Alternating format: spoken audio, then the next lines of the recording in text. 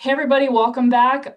This is the BICP Skills in Session podcast, and I'm one of your hosts, Tina Meinhardt. And we also have, Travis Brown, another host of the podcast and instructor trainer with the BICP, along with Tina. And pretty exciting thing to talk about today. We are going to talk about a choice that both Tina and I made at some point in the last chunk of our lives, and that's should we turn our passion for mountain biking into coaching? And we're going to dive deep into why we should do this. We'll talk about the skills that make a good coach beyond just good solid riding. And we will also touch on some advice for how we can get things started. yeah, awesome. So I think each of us should just share a little bit about why we wanted to be a coach. So, Travis, what made you want to be a mountain bike coach? And when did you You, start coaching? So I started coaching. I was working retail at REI here in Minneapolis, and saw that they had outdoor program things, and I was like, "Oh my gosh, that seems like a cool job." And I was, I think, 22 when I started as a mountain bike coach, Wow. and I primarily got into it at the time because I was like, well, I loved mountain biking. That was like my favorite thing ever. But at the time, for me, it was like, oh, I could go outside and get paid instead of like selling things. Like that's really appealing to me. Heck So yeah. yeah, I mean, truly got into it for some selfish reasons, which I think is okay to a point. Um, but it's interesting, like the first thing that changed when I got into coaching was why I was doing it. It very quickly became more about the participants. So I started coaching about 22 in a bunch of different sport categories: climbing, paddling, mountain biking, camping skills, that sort of stuff. Awesome. And then just slowly, was like, wow, I love this mountain bike side of things more and more. And then got really specialized into that. Nice. And you were working through doing your coaching through REI? It started with REI, Okay. yep. And then Awesome. from there, Summit Bechtel Reserve out in West Virginia, huge Boy Scout camp. Sweet. Got to be there for a season with tens of thousands of kids getting on mountain bikes. It was amazing. And then I started a mountain bike coaching business for a campground that's out in West Virginia called the Arrowhead Bike Farm, and ran that program for a few years as well. Awesome. Yeah. And when did you get BICP certified? I got certified through when I was teaching for REI. So I had taught like a couple seasons, and then REI was like, "Oh my gosh, we need to get our instructors certified so that we have like the best programs out there Mhm. and we keep our participants safe." So I got certified with the BICP in 2016, and it Wow, 10 like years. what I 10 know, isn't it? years. Oh my gosh. That's awesome. I can't even think about it, Tina. Yeah. It's gone too fast.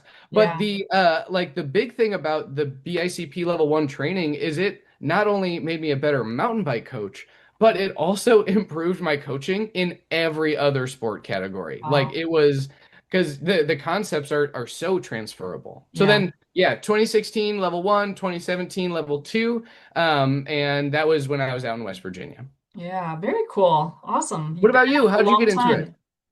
Well, I started riding in the year 2000. It was my freshman year of college, and I had gotten a mountain bike for high school graduation. And then, yeah, started riding, rode for a long time in Ohio. Never really got better. Just kind of rode the same two trails, I think, with a couple guys, like one girlfriend. And then moved to LA for grad school. I did take my very first clinic back in, I think, might have been 2013. I think it was a Trek Dirt series, like women's clinic. And so I remember like thinking, oh my gosh, there's so many women out here that are mountain biking. That's so cool. And then yeah, did a couple rides when I was a grad student in LA, but then ended up coming out to Colorado for my clinical rotations. Or sorry, yeah, did that, and then knew that mountain biking was kind of a bigger thing out here. Obviously, I should have known, but ended up graduating. I moved back to California. Got my first job in Santa Barbara as a physical therapist. Met my husband right away, and he was a mountain biker too, which was awesome. And I started riding a little bit more with him, but trails in Santa Barbara were like some of our hardest trails here in Denver. So very kind of steep, chunky. And I was like, oh my gosh, like I'm clipped in. I didn't really know what I was doing, or I thought I knew what I was doing. So I was getting frustrated. And then I was like, you know what? I really need like women to ride with so I can feel more confident to advance my skills. And then we ended up moving to Denver in 2018, which kind of reignited my passion for mountain biking, although I had done it for a long time. Kind of just, yeah, not many people. And then started a women's Facebook group called Girls, Gears, and Beers Mountain Bike Club.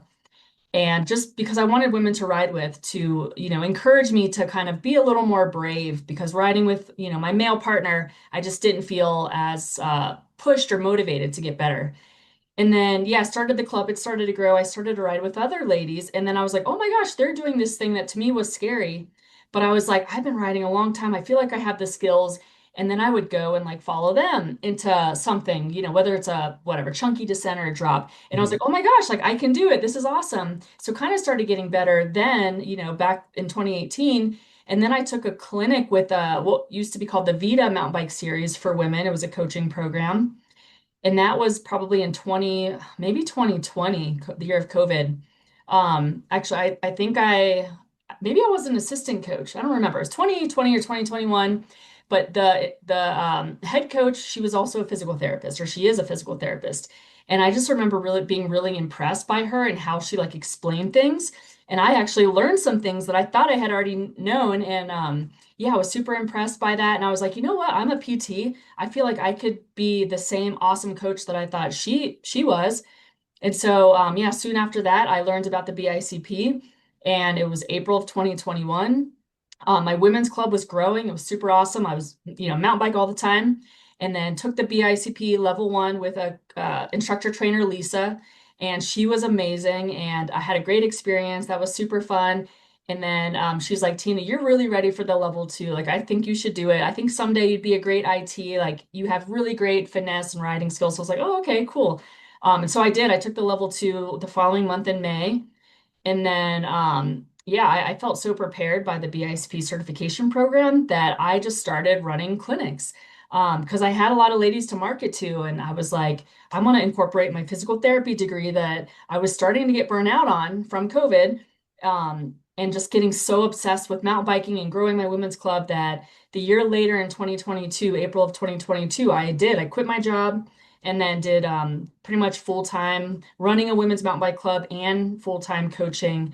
Where in 2023, my husband and I were able to find 2 acres of property that we built a little mini mountain bike park. So kind of turned that into my home environment where I'm beginning to coach at home, which has been really awesome. And then joined the BICP as an instructor trainer. So now I coach other coaches who have the same passion as I do to become coaches and try to yeah either make a living or just have some supplemental income. So super awesome. Yeah, lots of different paths for getting into it. Yeah. I've worked with tons of parents who are getting into it through NICA or through Hmm. Devo programs and Yeah. all of that, and they're getting into coaching so they can have more bonding time with their kid and And keep support up their with them. Yeah. exact. Wow, yes, Yeah. that I think is the real reason they want to be able to keep Totally up. is. Yeah. Yeah. I get a lot Um, of that. but they're like taking time out of their day to help bring mountain biking into their family life, and now they're going Yeah. for like family mountain bike vacations because they were able Yeah. to volunteer. And Yeah. yeah, so many good reasons. And Tina and I were chatting before we hit the record button, and mountain bike coaching, it's still growing. I mean, there's still struggles with it, which are some of the things we'll touch on in our next episode. But it's still growing. There's still people getting into riding. Right now, I mean, there was a huge, wonderful boom in 2020 of Yeah. mountain biking for sure, but it's not going anywhere. Yeah. No, it doesn't seem to.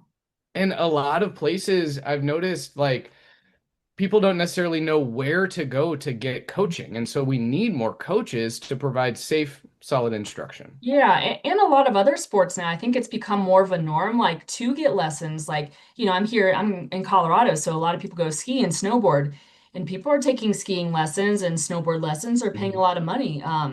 Again, just to be more confident and safe. So yeah, I feel like it's more of a norm now to take lessons in something like a sport that you're not that familiar with, or you just want to get better at to keep up with your friends, your partners, whoever, your kids.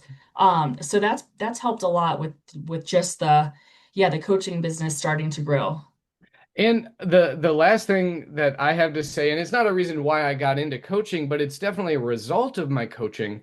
I can't remember the exact. Okay, all right. So it's like if you tell somebody something, they might remember it. If you have somebody do something, they're more likely to remember it. Mhm. But if you have that person teach something that they have learned, they Yeah, will ingrain that to the max. And yeah, that has come across in writing. When we're spending totally. all this time thinking about how we can make other people better at writing, we're Mhm. going to be thinking about those things for our personal writing too. Oh And yeah, like skill development, it happens when you keep yourself like yeah. regularly exposed to the area. It's It totally does. And that's why I kind of get frustrated. Like, yeah, I've been mountain biking for 26 years, but I really did not start to step things up until I became a coach the last totally. 5 years. Where I'm Yeah. like, man, if I only I had, yeah, taken clinics or taken lessons way long ago, or yeah, got my certification like you a bit younger, then where could I be now? But Yeah, for better late sure. than never. Exactly. For sure. And you ride super hard, so like it's all good. You just keep progressing. You get Man, addicted to it. You keep advancing and pushing yourself. And yeah, it's such a yeah, amazing sport. success is a powerful motivator for It sure. is. Okay, Tina, what in your eyes, like what, so I mean, we want to have people enjoy mountain biking, have some experience mountain biking to be a coach. What else in your eyes makes a good coach? I mean, it's not always being the best rider. I get this feedback a lot or talk about it a lot with clients and other coaches too. It's like you want someone that you can relate well to, that you enjoy being around. Because if someone's a great rider, but they don't know how to explain things, they don't know how to give feedback, or they're really kind of like, I don't know, just their personality is not very inviting, they're not going to want to get coaching from you. So I think the biggest thing is, yeah, just being very personable, knowing how to communicate because you're going to have clients and writers like of all different types, ages, backgrounds. So you have to figure out like, okay, how do you get things across to them? And, having patience. I think those are a couple big things. So being able to clearly explain things, to be kind, be patient, and then just, yeah, be down to earth and not like and humble, I guess. Totally. And you mentioned, I think patience is good. I think one thing that we want to do in regards to like one thing that makes a good mountain bike coach is not increasing the pressure that participants are already putting on themselves. Totally. Because they're putting pressure on themselves. And if we're like getting impatient, like, I don't know why you're not getting this, or Yeah. something like that. Um, it just adds to the pressure and it doesn't make them want to sign up for your clinic again. Yeah.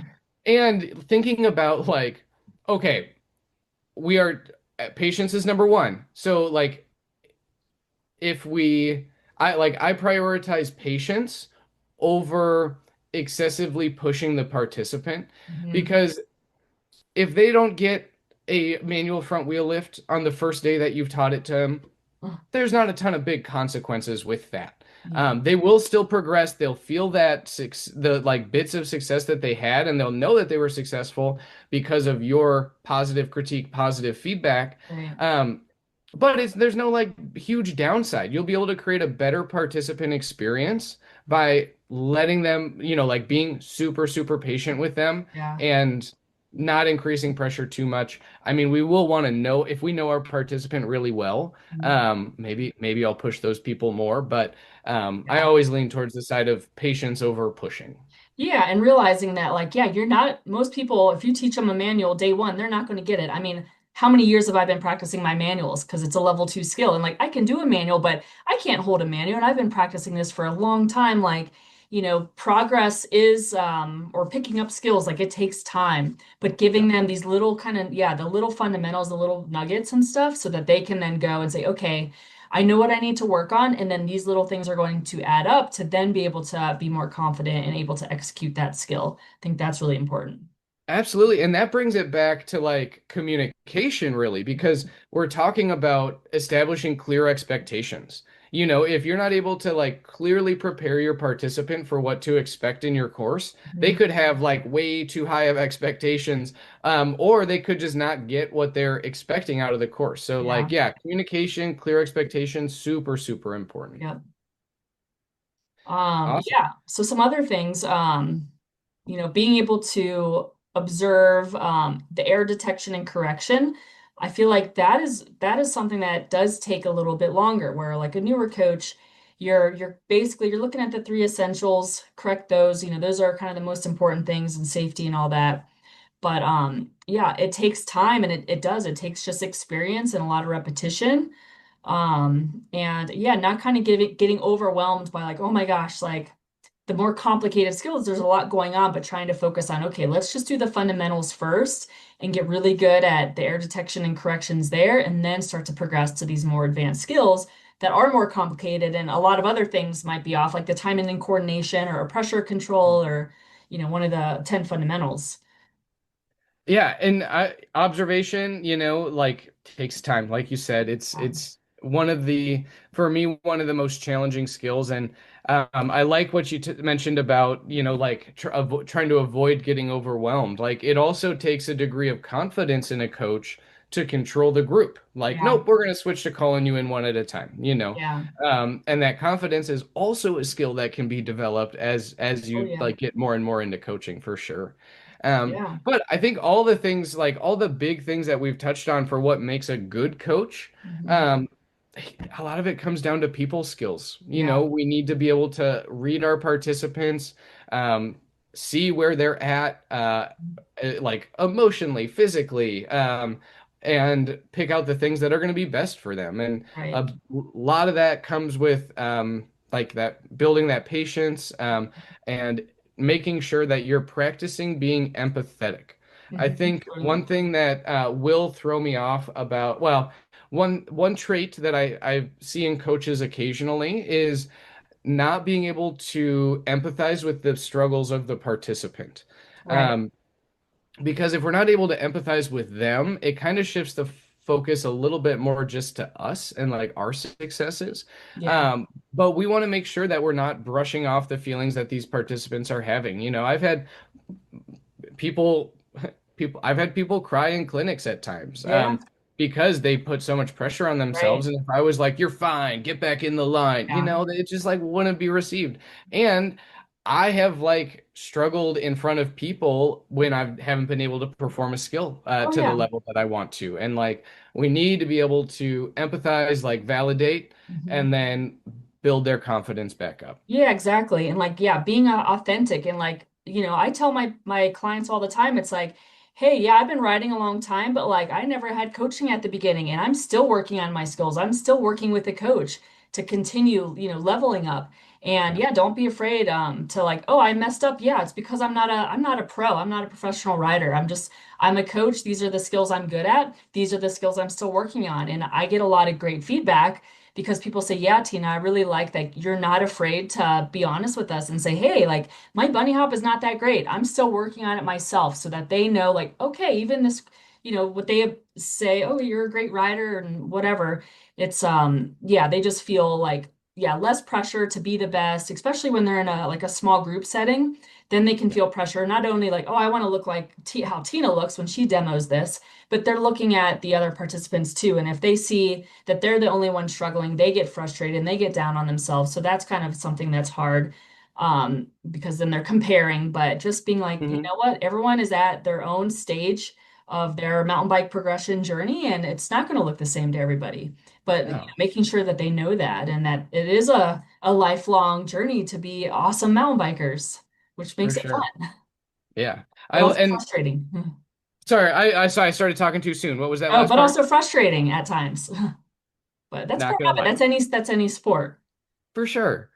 For sure. And I wonder, I do think that there's times when, and it comes back to managing expectations, but I do think that there's times when people that don't have much experience with mountain biking, they look at mountain biking and they're like, it's just riding a bike. And Totally. we all know that it is not that. And Yeah. and so I think that mentality can sometimes set people up for not or yeah, I mean it does that mentality doesn't set people up for success. Right. So by managing expectations, we can Mhm. give them a more realistic view on what's going to happen, and we can bring in our authentic experiences to help Brilliant. add to our credibility. Yeah, exactly. Nice. Awesome. Oh, you earlier you mentioned I wanted to you mentioned, yeah, being the best rider isn't doesn't necessarily indicate being a great coach. Hmm. And just to like touch on that briefly, I do think that's true. It's funny. I've watched Danny McCaskill is a rider, a trials rider, amazing, Yeah. wonderful, like insane rider. And in one of his videos, it was in like the making of whatever. And someone was like, "How are you bunny hopping that high?" He's like, I just like and like just air biked it out, and I was like, I didn't get anything out of that. And Yeah. it's funny because like one of the best riders in the world. Yeah. But it comes back to those skills that we touched on, Yeah. communication, clear expectations, like all of those things really come into it. No, yeah, knowing what words to use to break it down. I think a lot of it is understanding the body, the human body, the biomechanics. I think that's why I get a lot of great feedback on my coaching because I understand how the body works and I can explain the movements and be able to break it down further. But yeah, no, you're totally right. And thinking about, even so, we touched on writing a little bit, right? Like we want to be able to demo the skills that we're teaching, right? That because we got to hit those visual learners. Like that is Yeah, a super important part of the teaching yeah, process. So that's where our writing level needs to be, at that point. Is it fun to get it higher and higher? Absolutely. I yeah, encourage you to do that. Please go practice on your bike. It's the best. yeah. But in addition to that, writing skill, group management Hmm. and being able to have like a broad scope of what is happening in your clinic, even when you're being very specific and giving feedback to a single person, Hmm. um, is something that we want to be able to feel confident and knowledgeable enough about how to manage situations if things, don't go Yeah, perfectly well. And we can do that by joining an organization that already has like more senior coaches. We can learn those skills. Um, but my group management early on, it was way too free flowing. I didn't feel like if someone went off the wrong direction for the runway, I was like, they'll yeah, get there eventually. It'll be fine. yeah, But now I'm like, not in a mean way, of yeah, course. But now I feel great about telling them exactly where to go because I yeah, know that if they're following the pattern, they're going to go through more times and they yeah, are more likely to check that skill off the checklist. But yeah. yeah, group And management is huge. it is, and it is really tough too, because, teaching the BICP courses, that's one thing that the coaches are graded on is like, did they do a good job with that group management? Because it is hard. And a lot of them, like, they want to be able to give feedback to everybody, but sometimes, like, people are coming through you too fast, and you have to be quick to catch the air to give them feedback. It can't be a ton of feedback, but then if you got people coming through, you need to be able to like slow things down, say, hey, hold on a minute, Travis. I'm going to give this person a little bit of extra feedback and then you can come through. So just like, yeah, having that leadership and that confidence of taking control of the group and slowing things down when you need to and realizing like you don't have to get everything in. You want to give them a little bit of something, whether it's just a PC, that positive, constructive, positive, or just a P for that rep. It doesn't have to be all of it, every single time they're coming through, but being able to get people on the bike and moving through and giving them something to work on, as they are performing more and more reps. Um, Totally. yeah. And I think yeah, get them as many reps as possible for sure. One thing that I'd love to touch on quickly is like professionalism. I did do a talk with Travis about this, and it's interesting because profession. Okay, Tina, what does professionalism look like to you in the outdoor industry, in the mountain bike coaching world? Oh, that's a good question. I mean, professionalism is just like you want to represent who you're working for, so your brand or Mhm. your brand yourself or us as BICP coaches. Um, you just want to, yeah, you want to run a appropriate level to the skills, or well, I don't know, I'm kind of getting confused. Um, yeah, you just want to be able to run your clinics or your lessons in a manner that others kind of will come to you and look at, okay, they run a really effective, efficient, I'm not gonna say, well, I don't know what the word is. Organized, Yeah, just like well, yeah, well organized, well run, smooth, um, yeah, and not just like all over the place. I don't know what we're doing here, why I paid money for this. Yeah, Mhm. something like that. Absolutely. And I think too, it's like professionalism and depending on the field that you're in can mean a million different things. I think in addition to, being organized like Tina mentioned and having an efficient program from other people observing it, like people are Yeah. watching, it makes a big difference. But like showing up with the appropriate bike for the terrain or the appropriate skills that you're teaching, having your toolkit, your instructor toolkit and everything with you, super important. And those Yeah. little things and like participant sign out sheet, it's all of those little things Mhm. that help you look like a better coach. Okay, Yeah. so tangent, I'm Yeah. sorry, Tina. Being Okay, so prepared. I took a Yeah. group of um the all of the fifth graders at the elementary school that I work at, went on a bike ride today. So obviously I Oh, was like, fun. I'm going on that Yeah. bike ride, guys. And I someone like another chaperone parent came up and was like, "Hey, do you have a pump to pump up some kids' tires?" I was like, "You bet I do." Like unclip Yeah. and then like pulled it out and handed it. And then a group of kids that were sitting at a picnic table behind us, I don't think it was like totally sarcastic, but they're like, "You're so prepared," and then started Yeah. clapping. And Right? I was like, at what point is this making fun of me a little bit? And that's okay. But it makes a big Yeah. difference. People are paying attention and being able to like care for your participants Yeah. will add to the level of professionalism that they see. Yeah. Exactly. Da, da, da. All right. A couple other things we want to talk about. Yeah, certifications. Um, do we need a bunch of certifications? Yeah, like why are we getting certified? Why do we want to get certified as a BICP? Or there's other brands now, or not brands, but organizations. So how much learning do we need as coaches? Like, do we always need to be, looking for the most advanced certification out there, or can we take one certification and kind of do a lot with that? I've talked to other coaches, other riders kind of thinking about becoming coaches, and they're like, honestly, I'm super happy with the BACP at the level one. I have no desire to go any further because I don't want to teach these skills. Um, Mhm.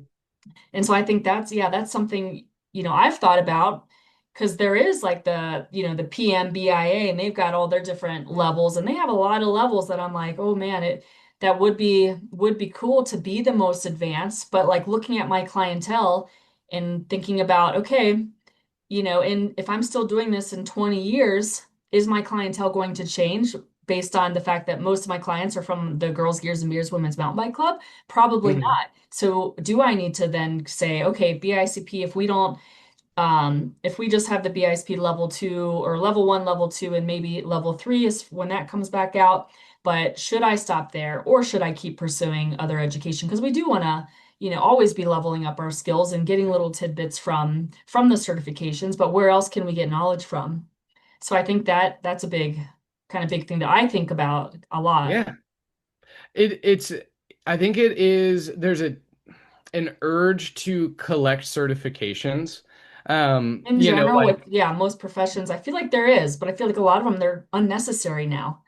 I think yeah, like to a point, and it's tough. Like I think you nailed it with like what skills are you teaching? Hmm. Because being certified to as level one with the BICP, um, It covers a it's lot. We have a it covers lot a in the level ton. one. Yeah. Yeah, and if you're a level two NICA coach, that's going to be a great certification for you. You will be Yeah. able to improve kids riding, and you don't necessarily need to like continue down the path.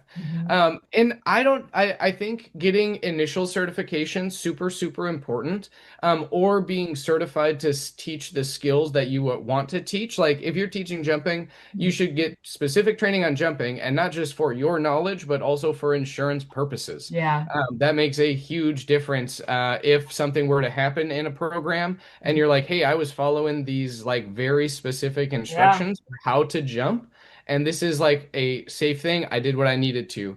That looks a lot better for the the coach that was like present Right. during an incident. So Exactly. to me, as long as we're learning, as long as we're working with other coaches, and as long as we have a really good foundation and insurance is happy with our level of qualifications or certifications, Yeah. that can be great. I mean, I yeah, I would like I mean. I also don't know how much I would be teaching. Like level three, we touched on. Yeah. We're talking about how to bring instruction of gap jumping Oh, into yeah. level three stuff, and I'm like, Yeah. I am afraid of gaps. I'm just gonna put Yeah. it out. Like I'm just afraid of them. Yeah. And so is that a certification that I would need to pursue? I don't Yeah. know. But if you're at a bike park and you are regularly teaching jumping and progressing advanced riders through two Right. gap jumps, like I'd go for it. Yeah, Yeah. it just depends on what you're looking for.